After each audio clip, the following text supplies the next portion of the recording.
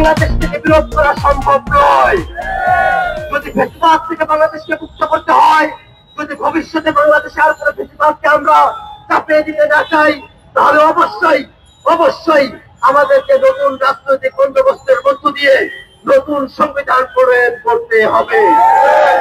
বাংলাদেশের রাজনৈতিক শক্তিগুলো, বিভিন্ন রাজনৈতিক পক্ষগুলোকে আমরা আহ্বান জানাতে চাই, আওয়ামী লীগের বিষয়ে রাজনৈতিক দলগুলো যেমন একাত্ম হয়েছে, তেমনই ভাবে সামনে ফেসিবাদ বিরোধী ক্ষমতার ভারসাম্যপূর্ণ একটি সংবিধানের ব্যাপারেও অপর রাজনৈতিক দলগুলো একমত হবে, জনগণের ভাষায় কথা বলবে।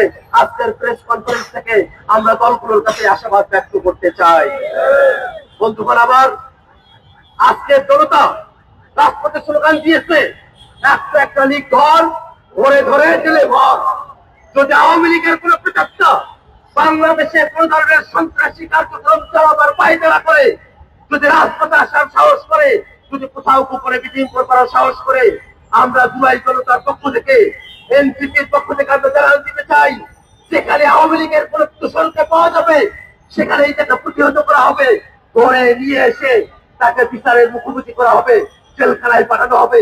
বাংলাদেশকে কোনোভাবেই আওয়ামী ফেসিবাদের দোষরদেরকে আমরা এক বিন্দু পরিমাণে ছাড় দিতে প্রস্তুত নই। বন্ধুগণ আমার, এই আন্দোলনে বাংলাদেশের আপামর ছাত্র জনতা, বাংলাদেশের সকল রাজনৈতিক গোষ্ঠী যারা এই আন্দোলনকে সমর্থন দিয়েছেন, আন্দোলনের পাশে থেকেছেন, আপনাদের সকলকে জাতীয় নাগরিক পার্টি এনসিপির পক্ষ থেকে আমরা সাধুবাদ জানাতে চাই।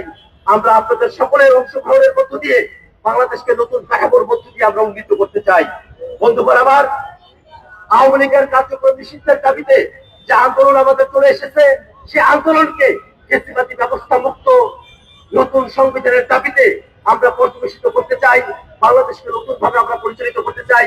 সেই সংগ্রামে বাংলাদেশের অংশগ্রহণ করব।